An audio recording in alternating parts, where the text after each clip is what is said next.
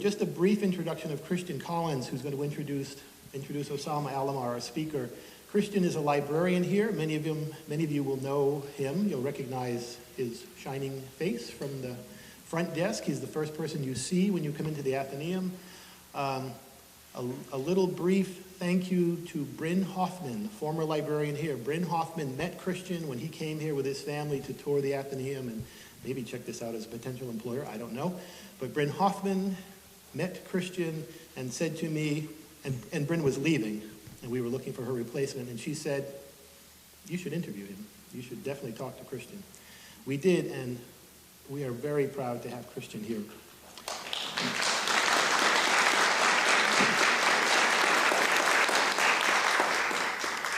Christian is a librarian here, formerly a library director in New York. He is an Arabic translator, currently based in Canada, so we are especially lucky to have him here. He translated Fullblood Arabian, Osama's first work in America, and he will tell you more about himself and their collaboration, and he will introduce Osama Alomar. So here is Christian Collins.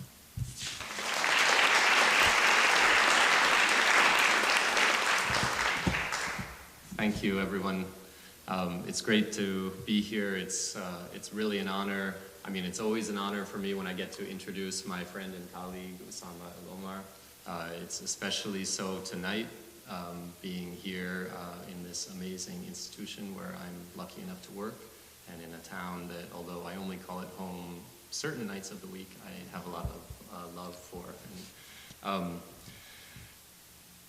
And I'm also just grateful for the opportunity to continue the work of introducing to an American audience what I consider an important voice in contemporary Syrian literature. In the last few years, suddenly the whole world knows a fair amount about Syria, but what they know is the suffering and the war.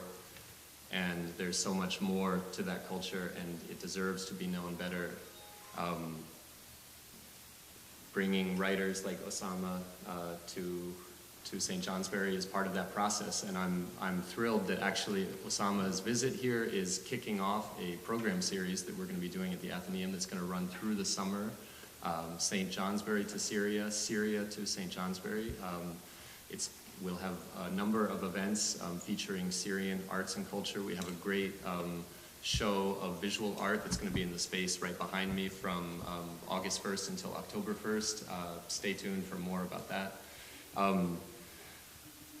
For now, I want to focus on Osama and tell you a little bit about him and how we met, and not spend too much time because the most important thing is to hear from him. But there's not that much Syrian literature available in English, and Syrian literature itself is in a period of profound transformation, as tends to happen in a time of war. Maybe the most meaningful poetic acts in Syria of the last years are the teenagers who wrote the word freedom on a wall and then were tortured to death for doing that. Maybe it was the child who got famous through social media before he died, who spoke the words, "I will tell God everything." These are poetic acts that people paid for with their lives, but leading up to the revolution and the struggle for freedom in Syria is a long history of writers challenging the repressive regime of the last 40 or so years. Osama Alomar is one of those writers. Since 1999, he's been publishing in Syria. He published 3 collections of short stories and 1 book of poetry, all of them pushing the envelope, all of them daring, challenging the political status quo, but also challenging his fellow Syrians to try to move towards a more secular, more tolerant, more just society.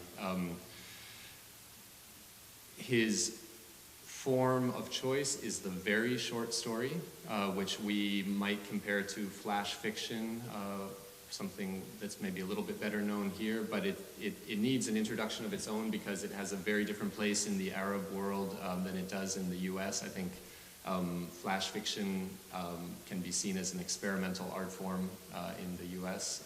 In the Arab world, in part because of the constraints of the publishing industry, in part because of the danger of putting your work out there, And then for other reasons that maybe just go deeper into the culture, there's a long and rich tradition and a very popular tradition of these very short stories, al-qissa al-qasira jiddan, which can be a line or two, sometimes a paragraph. I had the chance to live in Syria in 2006 and 2007 and get to know Osama's work there first. The first time I encountered his work, it was not in a book, it was being spoken aloud in a gathering. I was lucky to participate in a sort of monthly gathering that took place in an apartment in Damascus where Syrian writers and intellectuals would get together to talk about nonviolent resistance to tyranny and really look at the long, slow work of transforming their society. At the time, I'm not sure I understood the urgency of what they were doing, but I felt their urgency, and now I know that they, in some ways, saw some of what was coming and were working step by step, using their art, using their thoughtfulness, using their intellectual work to try to urge their country to open, to move peacefully out of a dictatorship. Of course, we know where that stands now. But their work continues in exile. Osama is one of the prominent members of that group. He's been in the United States since 2008. He came here thinking he would be here for a couple of years, and he's been somewhat stuck here ever since, but it's been my great pleasure to work with him over those years to bring his stories to a North American audience. The first real fruit of that was this book, which was published in 2014, Fullblood Arabian, which is a collection of three of his, brings together stories from his three short story collections. And we'll be reading from that tonight, as well as offering you a few things from an upcoming collection, which will be published by New Directions in the spring of 2017, tentatively titled The Teeth of the Comb. And we'll also be leaving a little time to talk about the translation process to give you a sense of the stories in the original, and we will certainly leave time for questions and answers afterwards. And I'm not going to go on anymore because I'm so thrilled to introduce to you guys to St. Johnsbury, Osama Alomar.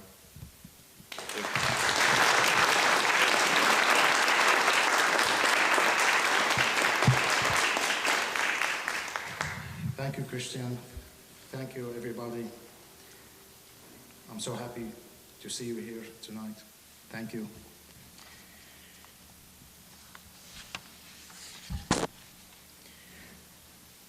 I will read this first story first in Arabic and then in English. Can I just check, can everyone, including in the back of the room here, no problem? A little louder? Is it enough if Osama speaks right into the... 1, 2, 3, 1, 2, 3. So the very short story form is very short, so if you miss one word, the whole story might go right by you. So. Please tell me. ربطة لسان. قبيل ذهابي إلى العمل ربطت لساني ربطة رائعة. هنأني زملائي على أناقتي، عرضوها على رئيسي الذي أعجب بها أيما إعجاب، وأمر أن يحذو حذوي الموظفون الآخرون جميعهم.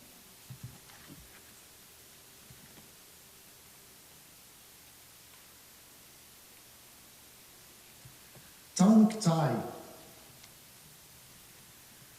Before leaving for work, I tied my tongue into a great tie.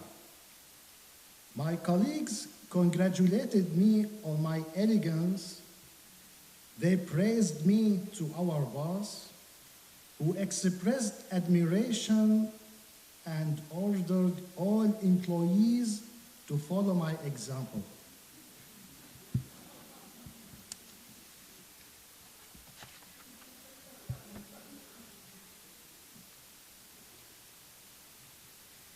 The pride of garbage.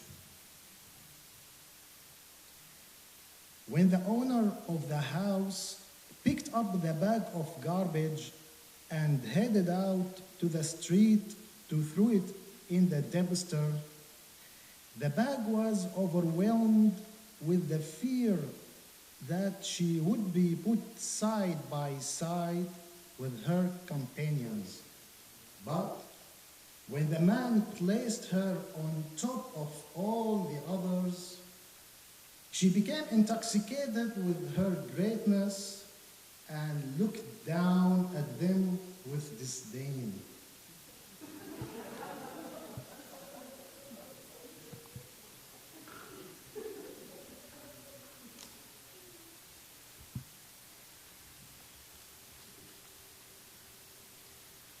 The hammer and the nail.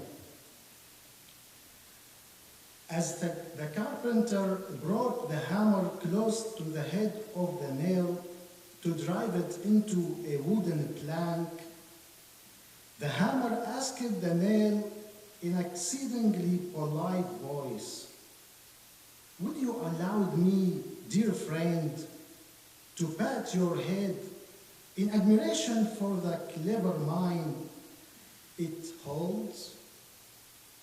"You are the most welcome to," said the nail, straightening himself with pride. The hammer began to pat the nail's head with kindness, but as his body became more fixed in the grain of the wood, the hammer's rhythm grew faster and stronger until it was violent beating. "What is this? What's happening?" The nail screamed and wailed in pain. "Shut up!" The hammer rebuked him cruelly. The blows continued to grow ever stronger and more violent, and only stopped when the head of the nail was completely level with the surface of the wooden plank.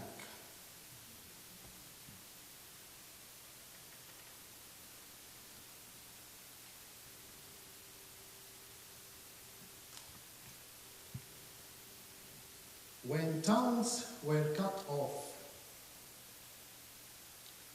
the dictator flew into a rage at his people's incessant calls for democracy. When he asked where democracy could be found, they only hung their heads in silence. Finally, he was so fed up that he cut out their tongues to weave a carpet out of them. He was convinced that democracy could only be found in their furrows. As he walked proudly on the carpet woven out of severed tongues, he spoke to his people saying, "I have finally brought you democracy. See how beautiful it is." No one protested.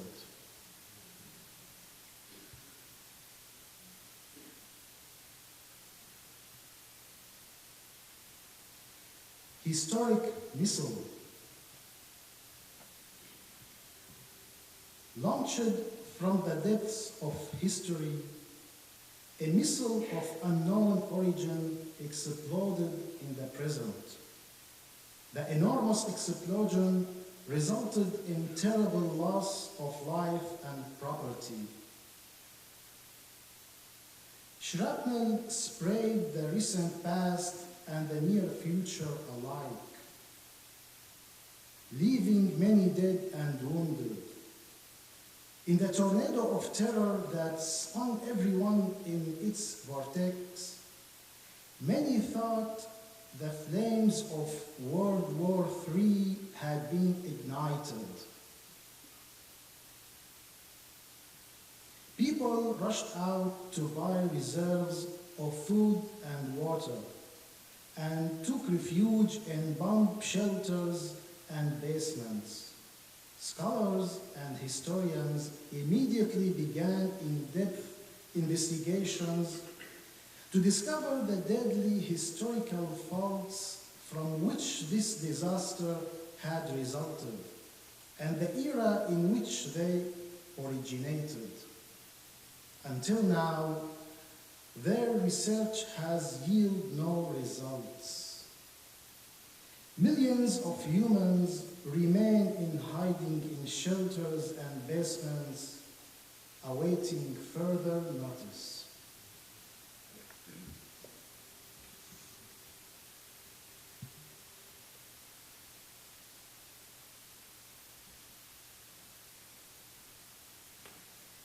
The smiling people.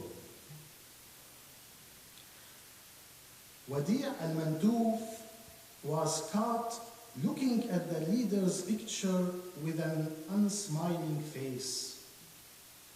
The secret police administered the obligatory punches and kicks, as did most of the passers-by. Even the children did not miss a chance to express their strong hatred for him, sticking out their tongues and spitting on him. He was arrested and taken to the police station, where he remained imprisoned for many months. Finally, he was brought to court and sentenced to smile at the leader's image for life. To prevent the recurrence of such an embarrassing situation, countless numbers of smiling masks were manufactured and distributed to the entire population, from babies to the elderly. Smiling became uniform in the country, and sadness fell into oblivion. Tourism boomed.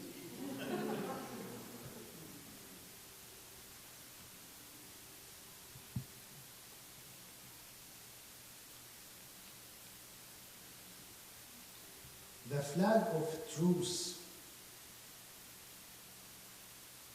While they wandered through one of the markets of the city that was utterly destroyed by civil war, Wasim pointed to a white flag waving on the roof of a building riddled by bullets, and asked his grandfather, "What is that, Grandpa?" "That's a flag to show that those who raise it want to stop the war and establish peace, little one," said the grandfather, sighing sadly. Pointing to his grandfather's long white comb-over, now raised high by the wind, Wasim shouted with enthusiasm, "I love you so much, Grandpa, because you are passionate about peace."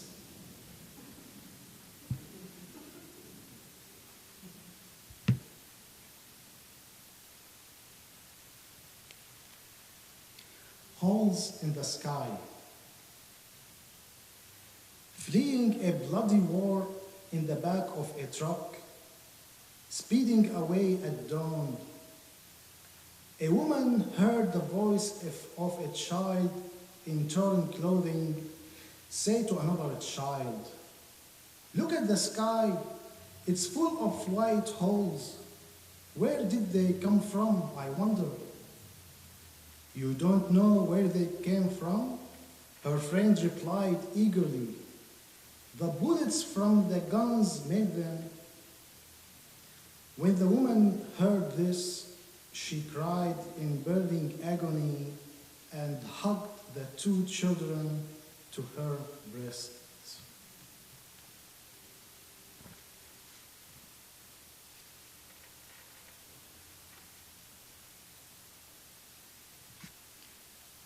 The criminal. She was my mother's friend. She had a son who was about 4. Most of the time, she jokingly called him criminal. She would say to him, for example, "You criminal, bring me that can," or "Get away from the edge of the veranda, you criminal." One day, my mother paid her a visit. While they were talking, the child came over to her. She picked him up and gave him a kiss, asking, "What's your name, little one?" "Criminal," he happily replied.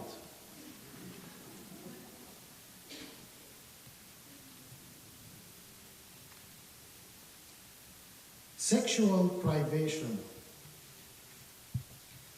After 10 years of privation, he finally had a chance to have a sex. Because of this, he didn't climb off of her until 10 more years had passed.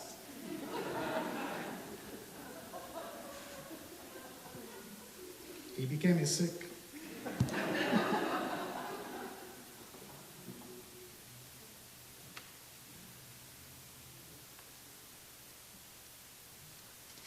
Human rights.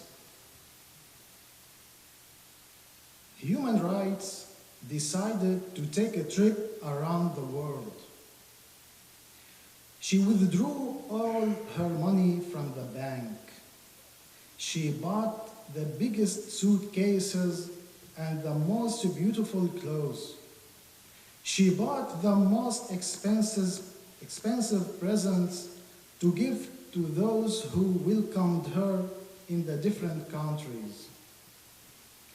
In the first country, they stole all the presents. In the second, they hid her shoes. In the third, they took the sleep from her eyes. In the fourth, they robbed her of her clothes, then her reason. In the fifth country, they tore off her underwear and confiscated her passport. They raped her. They stoned her with the petrified remains of dignity. Human rights ran away barefoot from the humans. Madness chasing her on the back of a satanic horse from country to country.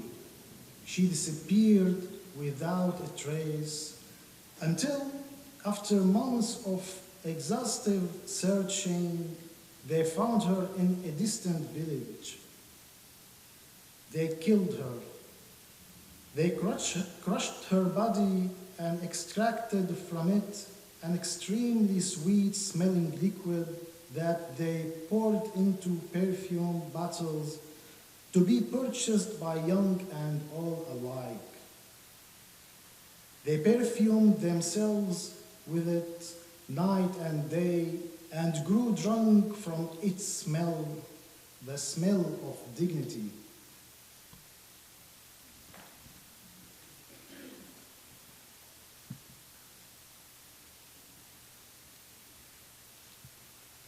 Priceless. After years of searching, I was finally led to the place where I could see freedom. She was on exhibit in a museum surrounded by barbed wire and guarded by thousands of heavily armed men.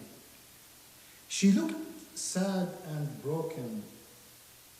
When I asked one of the guards why she was there, he pulled me strongly by the arm and whispered in my ears, "She's priceless."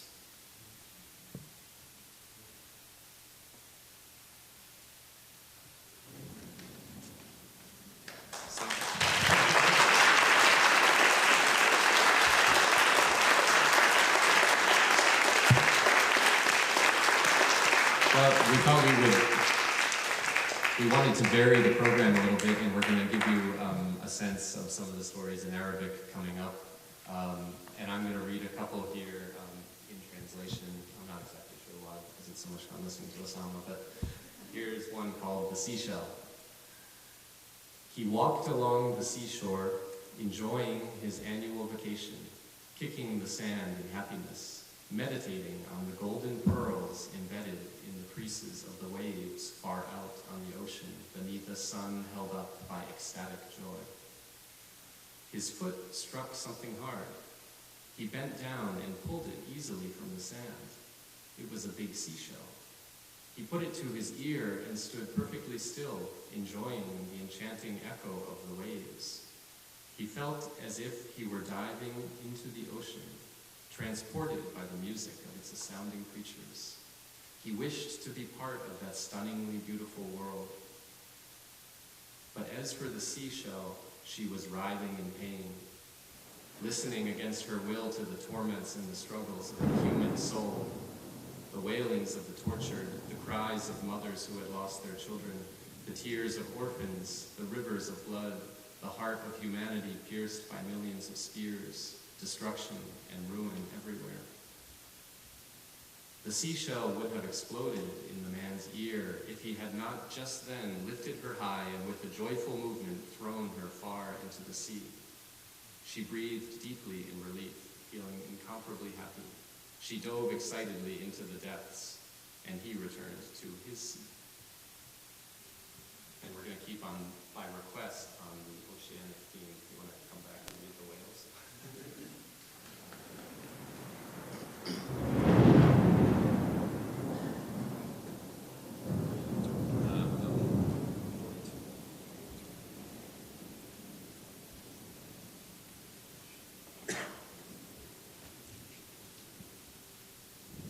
Good evening again.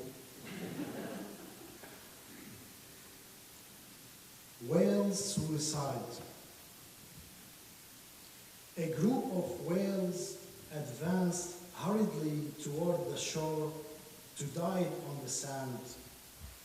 One of them said to his companion, "I wonder whether humans will finally understand the reason for our collective suicides. They always try to return us to the sea.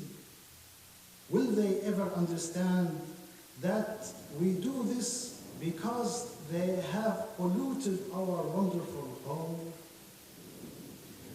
These seas that not long ago were clean and pure, where we once lived carefree and happy lives. We rushed to the shores as an act of protest, a refusal to accept their thoughtlessness concerning our poisoned home, now unfit for life. Tell me, friend, do you think they will realize this?" His friend answered him with sadness, saying, "I doubt it. If they cannot understand even one another, and their life consists of all these armed conflicts and destructive wars, then how can you expect them to understand us?"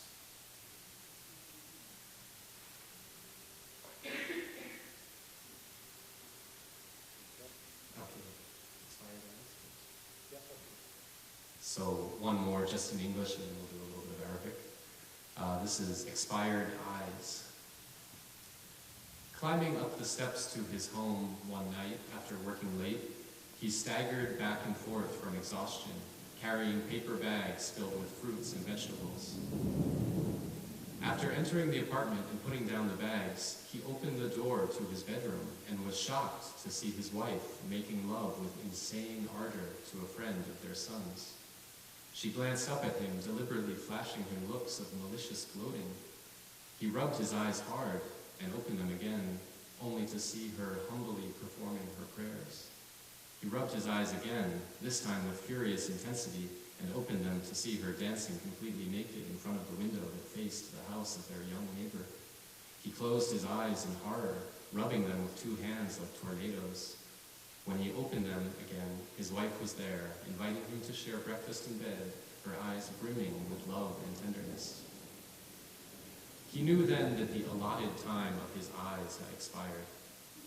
He visited the most famous eye doctor in the country to have 2 new ones implanted, specially ordered fresh from the factory. And from that day on, he saw his wife exactly as he desired to.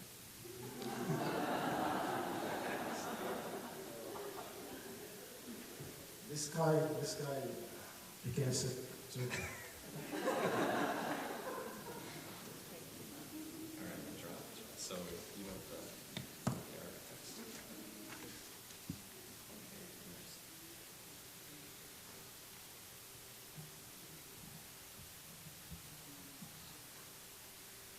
القطرة.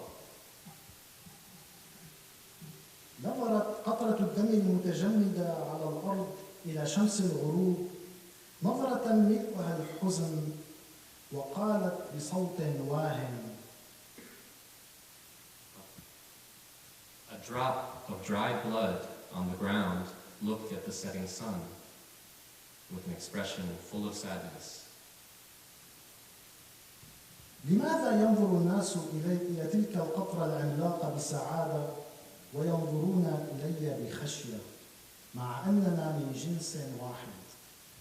Why do people look at that giant drop in the sky with happiness while they look at me with fear? She asked in a weak voice. We share the same roots. أتاها الجواب من مصدر لم تعرفه يقول لأنك ملتصقة بأديم الأرض وهي ملتصقة بالسماء. A reply came to her from somewhere unknown, because you are fixed to the surface of the earth, and she is fixed to the sky.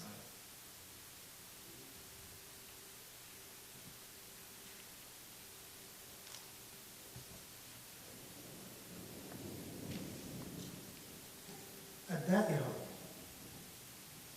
أثناء سقوطها من على حافة المنضدة تساءلت قطرة الزيت قائلة: هل أنطبع على الأرض متخذة شكل المربع أم شكل المثلث أو ربما شكل المستطيل؟ لا، قد يكون المعين هو أفضل الأشكال. A circle. As she fell from the edge of the table, the drop of oil asked herself, I wonder, will I be imprinted on the ground in the shape of a square, or a triangle, or maybe a rectangle? No, she said, a pentagon would be the best shape. وبعد أخذ ورد قال في نفسها وهي تتنهد: من الأفضل أن أترك نفسي على سجيتها. After going back and forth over this question, she said to herself with a sigh, maybe best just to leave it to nature. وسرعان ما سقطت على الأرض متخذة شكل الدائرة. وكذلك فعلت القطرات من مختلف الأنواع، فنظرت إليها الكواكب والنجوم والنظام الدوري للحياة نظرة ذات معنى. Immediately upon hitting the ground, she assumed the form of a circle, as did all different kinds of drops that followed her. The stars and planets and the whole cycle of life looked upon her meaningfully.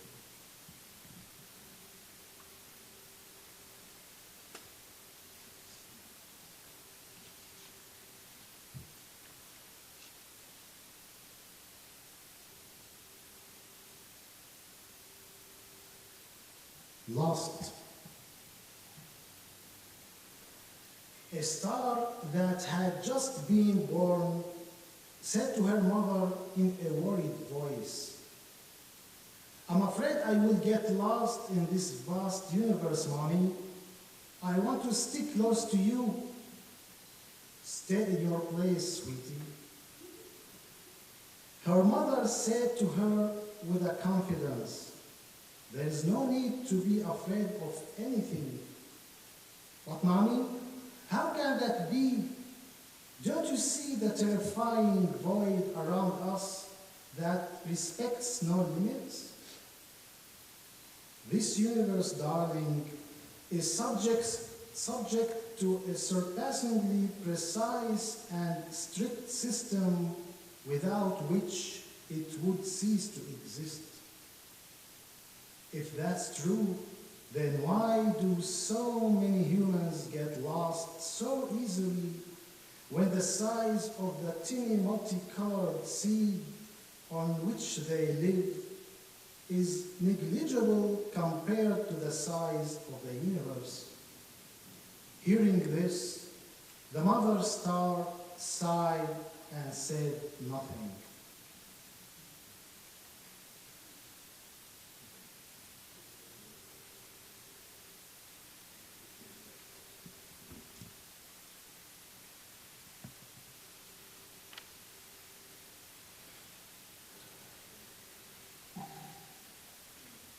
عربي أصيل الأول بحسرة ليتني كنت حصانا عربيا أصيلا.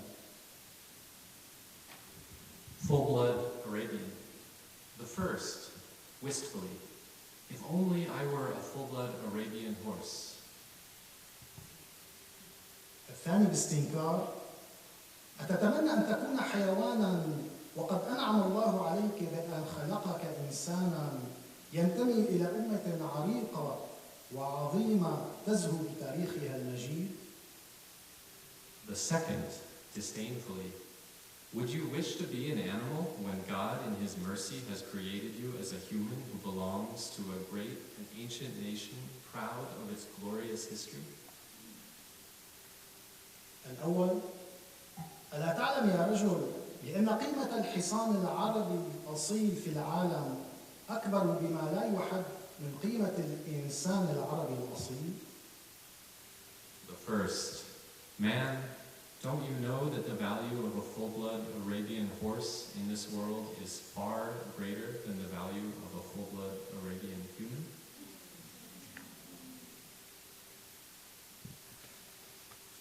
And thank you very much.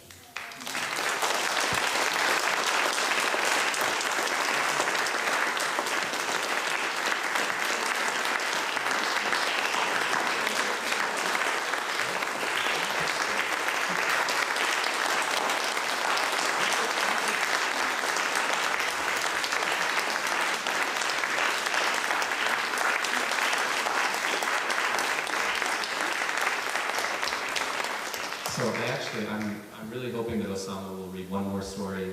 Everything you've heard is from the published collection, Fullblood Arabian. We have one story that's hopefully will be part of the upcoming collection, The Teeth of the Comb. And something about, it's undeniable that Osama's stories have a certain darkness and a certain cynicism, but there's also this kind of optimism, a kind of ray of hope that appears at unexpected moments, and maybe we can leave them with the journey of life. Okay.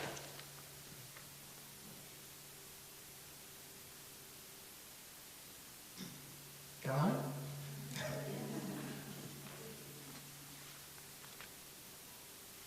Journey of life.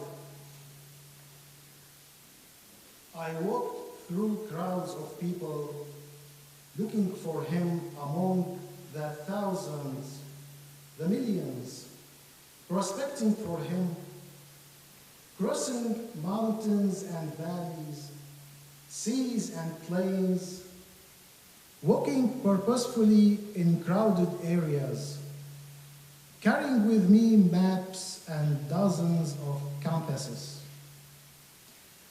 I looked in all directions. Sweat poured from me in profusion. Worry ate me. I continued on my path towards the north.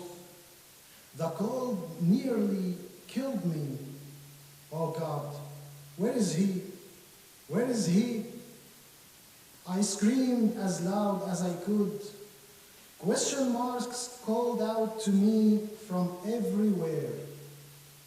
I asked passers-by about him. They look at me with incomprehension.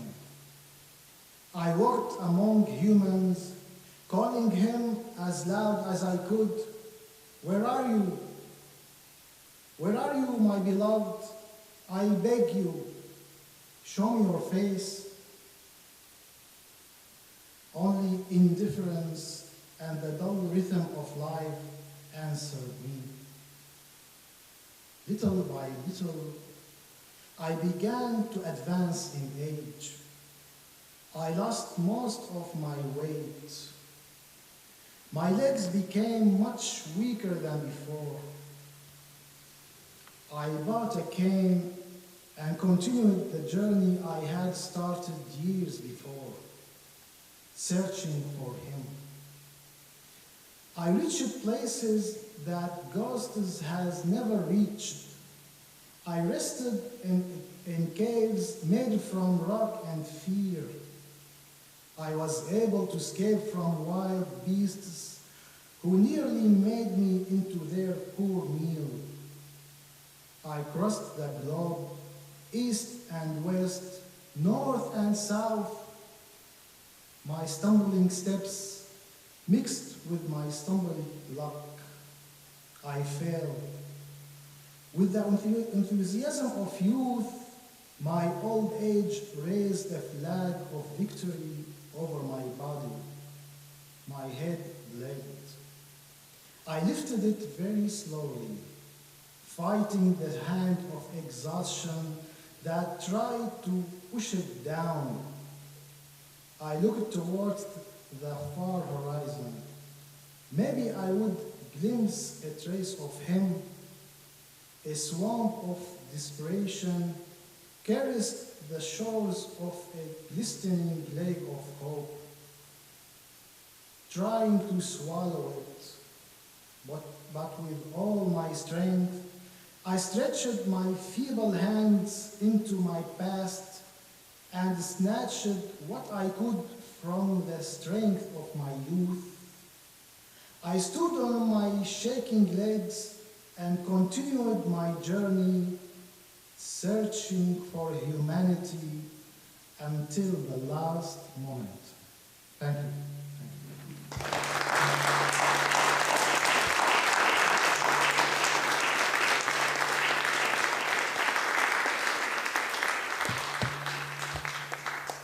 Thank you so much, Osama. So we would love to take your questions, and we'd be happy to share more about Osama's work as a writer in Syria and some of the process of translation, or anything you'd like to say. How did you read, and what was the chemistry that brought you together to collaborate? So I went to Syria in 2006, 2007. I was in grad school at the time and was planning on starting a PhD in history, and was doing some research that I thought would be the groundwork for my thesis. And I was introduced to Osama and to a group of artists and writers through a friend, a Syrian caricaturist actually, who did some of the covers for Osama's books in Syria. And you know, I knew Osama as a successful writer in Syria, as a published author, and a voice that people knew. I had a chance to talk to him a few times, and you know, I got to know him a little bit as a friend, but I actually didn't know that circumstances would bring him to the States. And when we did, a couple of years later, it's at that point. So we started talking about trying to make his stories available to an English-speaking audience, and it started kind of organically. And I think that's more or less the whole story. But I mean, something. I thought the rest of our translation should work. And it's a funny story, and I mean, I hesitate to tell it, but I think it's important. You know, when you get into a taxi cab in the United States, you never know who your taxi driver is, or what set of circumstances has brought him or her to our country. So Osama, to make ends meet, since he came to the States, has spent a lot of his time driving a cab in suburban Chicago. And, well, you know, when you drive a cab, you're hustling, and you can't really, it's hard to stop and take time to do the work of a writer. So we kind of combined our efforts, and when I could, I spent some time out there with him, and a lot of these translations, I'm kind of proud to say, were made in the front seat of a cab in suburban Chicago. And so if you ever hail a cab in Chicago and your cab driver has a pile of dictionaries in the front seat, it's a sign that something else is up.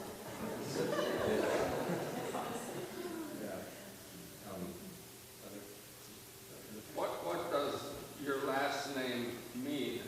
Alomar? It doesn't mean anything. In Arabic, it doesn't mean anything. That's not what they're saying on Google. What did they say? I'm interested in names, I looked it up. Alomar, it's only name. What did they say in Google? It's very impressive. It's understanding, deeply understanding, and a couple of other wonderful things. Oh, thank you for that. I didn't know that it means anything in Arabic, so thank you.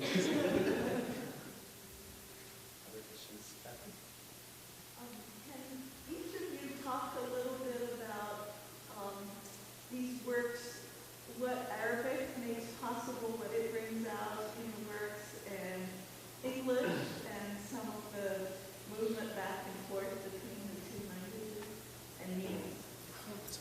It's very hard. Literary translation is very hard work, really, but we enjoy it because we love this process. We love it because, as Chris said, to make translation in a taxi cab, it's a very strange, very weird place to translate, but we need it because we need to translate. So we always revising our work, always revising, always. Sometimes by phone, because Chris is very busy and I am busy in Chicago, so we cannot find chance to meet face to face, mostly. So now, recently, we are making translation by phone. So but we're always revising and we're always working in my text. So I enjoy it, really. Maybe I'll give a little bit of a technical answer to that, but I've been studying Arabic for a long time, but I don't consider myself an expert. To me, it's ideal to do this translation with, ideally with the author, but certainly with a native speaker to kind of have one foot in both languages. And one of the hardest things for Americans or people coming from the English-speaking world as they learn Arabic is the fact that Arabic has very different registers of speech, that there's a formal Arabic, a language that's used in the media and used in schools, in courts, in official settings, that it can be quite remote from the language that's spoken every day. So Osama writes in formal Arabic, which is, of course, the language which Arabs use to speak to each other because they come from so many different countries and so many different areas. That's a language which allows a vast audience far and also has a long literary heritage, but it throws up a lot of questions about what it means to write naturally, or in English, like I think, I don't know, I have this idea that in creative writing classes they say things like write like you speak or something like that, and that's actually not really something that very many Arabic writers do, that there's a kind of formality to it. So it's a challenge to render that the formal language in a way that doesn't into natural English, because reading Arabic literary text, it can have a kind of old-fashioned flavor because it is a language that's steeped in the past, but it is their everyday language of writing. So I think, and actually I think Osama plays with that a little bit. He has a kind of fairy tale quality to some of his stories. So we were trying to render that, but not make it like, too obtuse, I guess. And there was just one more thing I want. The other thing, which is just a little like gripe I have for Osama every once in a while, but Arabic is beautiful because you can really make run-on sentences. You can really you can do a whole page, I think, with just tacking on and structures, and sometimes he'll throw some of those at me. And for English, it requires, breaking into a lot of pieces. So, yeah. Assuming that part of the process is that you first have to really study it in Arabic to get what Osama was saying, the poetry, the mysticism, the elegies, all of those things to get that spirit before you can move it into English, and then you with your English skills and your growing understanding of the natural English you have to sort of come to that agreement. But there's a stem emphasis. You need to really understand your tone in Arabic. I wish I could say it was that carefully thought out all the time. I mean, that sounds beautiful. He's very sincere in his work. Yeah. So. But actually, I mean, just because of circumstances, a lot of what we do is kind of on the fly. So sometimes, Osama will email me a text, because now we're working from unpublished stories too. So we were originally working from the books, but now he'll email me a text and I'll have a chance to read it quickly, and then we'll be on the phone talking about translating it. But that's actually, I find great, and possibly Osama finds a little bit annoying, because I get to say like, oh, what did you mean here? What did you mean here? What did you mean here? Why did you say that?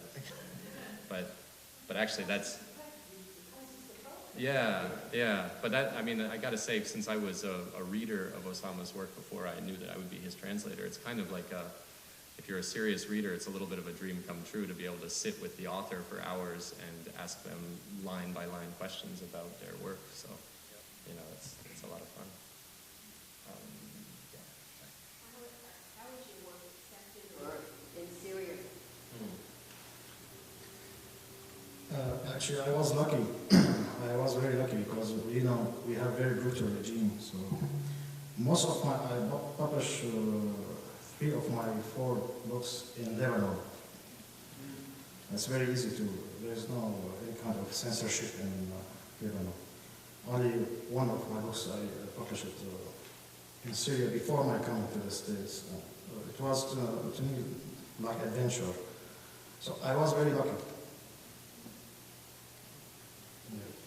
Yeah, and we should say the final book, and I actually have a copy of the Arabic text here if anyone wants to take a look at it, because the cover image is pretty great, and the title of that collection is All Rights Not Reserved, which is a very short story in itself, I think, and a play on the sort of copyright thing that appears in books in Syria as well as in the US. But, so I mean, I certainly saw you as pushing, testing to see what you could get away with, to see, some of the stories we read about dictators were published in collections that were sold in Syria, so it's a little bit of a cat and mouse game, maybe. Yeah. Question, Teresa. So, my question is, are any of your works being taught in any high schools or colleges or universities, and are they doing this from your original Arabic or from your translations, or both? There's some quotes from my stories in Syria. I knew about it by coincidence, some quotes. And here, I don't know which college in the States, they're teaching expired eyes in English college, I think in Chicago, I'm not sure. When I Google my name, I found it.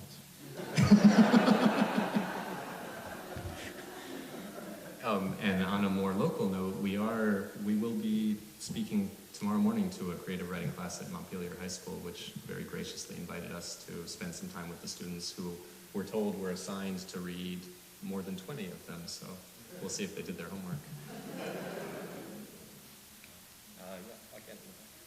Your years in exile, living in Chicago, have influenced the nature of your newer works? For sure, yeah. Actually, I'm really homesick. I cannot forget about Syria. Because when I first came to the States, I was 4 years old. I reached 4 years, yeah. So, Syria is still in my blood. But at the same time, this is my new country. I'm writing new stuff now, inspired by the States. I'm working on them. They still, I need to revise them. So maybe my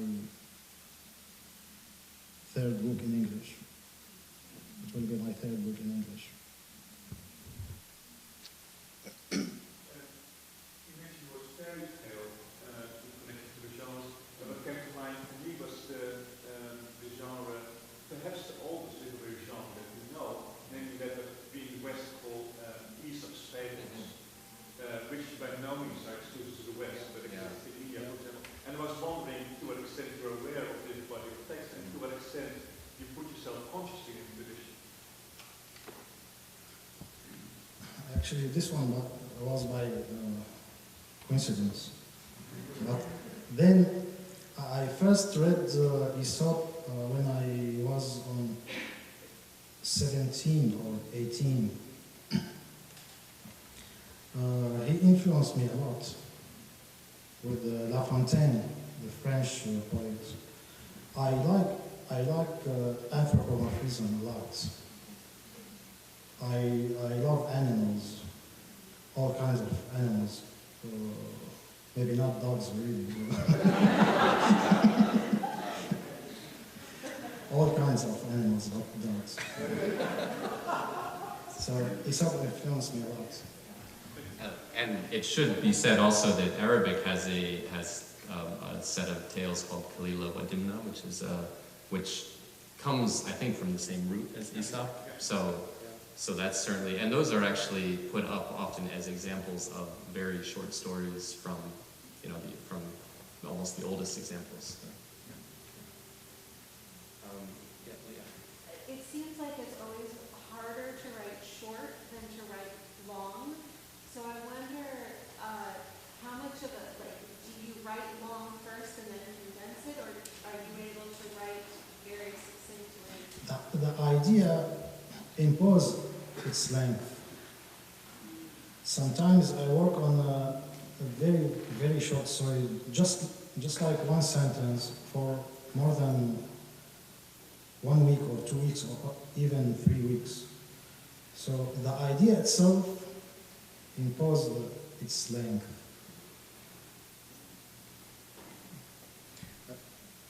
The idea is very good dictator. It controls the writer completely.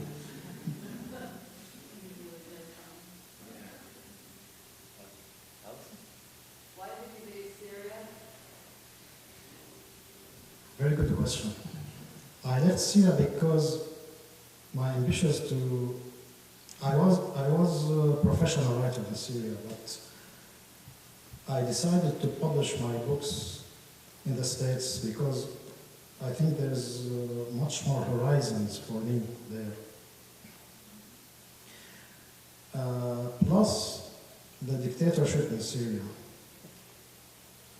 I always looking for human dignity. This is maybe some people say it's not a big deal.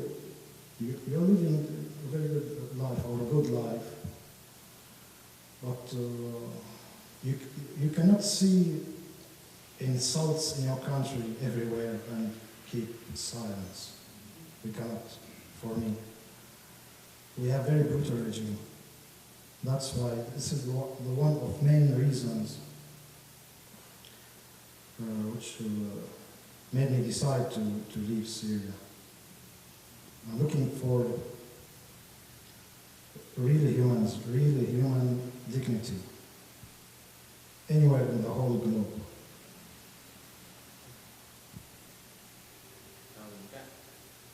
So it sounds like the two of you met in sort of an intellectual salon type of situation.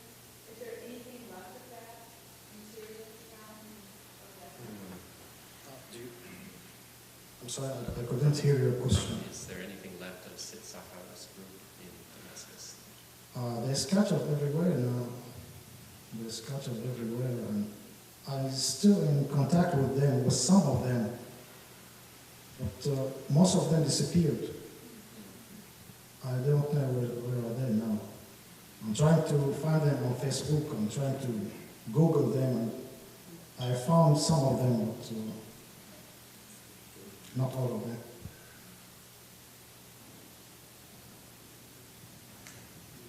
Any other questions?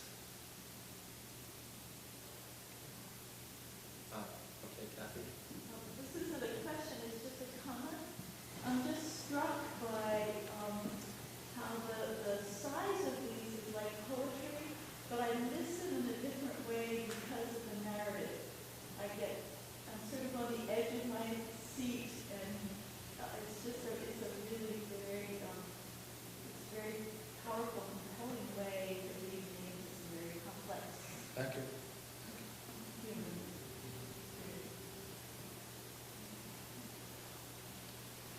Yes. If I was interested in, maybe familiarizing myself more with this form of writing, would you have any specific recommendations of other poets or authors who maybe had some of their works translated into English? From the Arab? Yeah. We have a lot of talented poets in Syria, but there's the language barrier. It's a very big barrier. It's a very big borders. We have a lot of really, not because I'm from Syria, so we have very talented poets and intellectuals and thinkers. And there's, do you want me to give you names? That would be great. There's Shadi Salwan. He's a young poet. He's very talented. He has four books of poetry. Shadi Salwan. S-H-A-D-Y.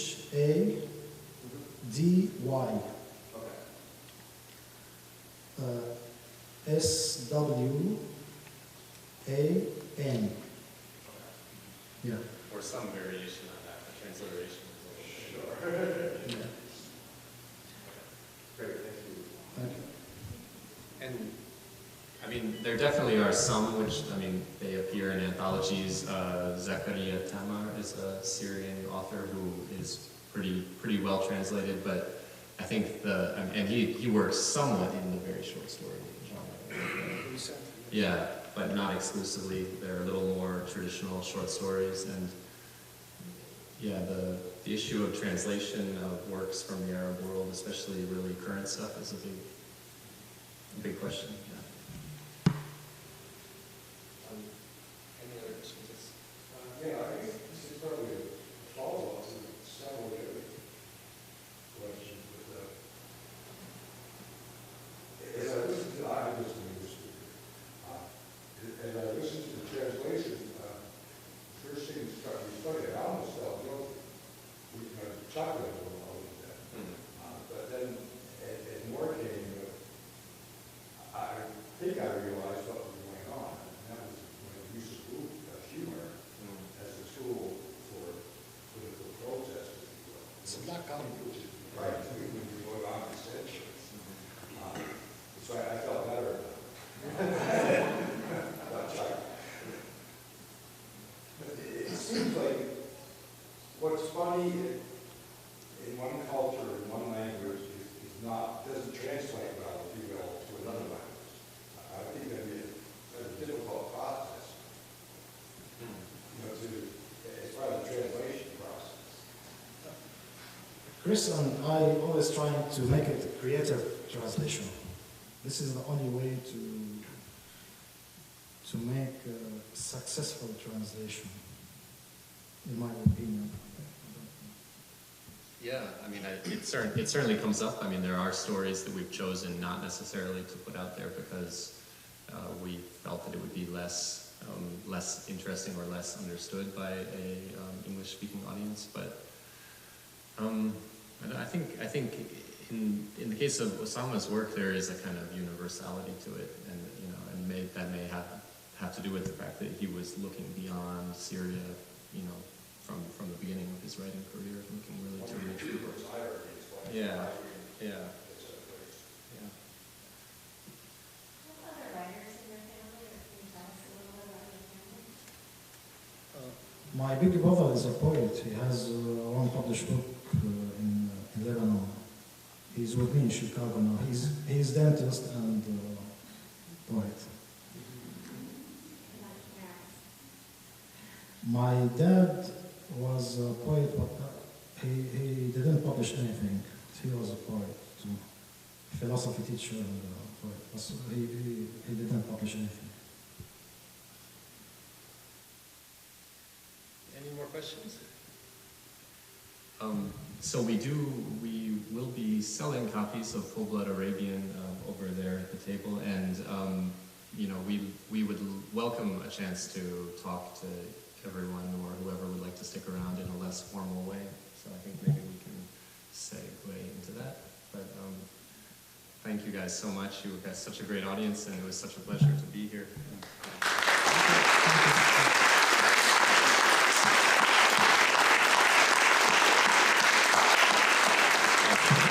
And I do just want to make one more plug to say that this, you know, this, I mentioned at the beginning, but this is going to be the first of a number of events that we have here in St. John's.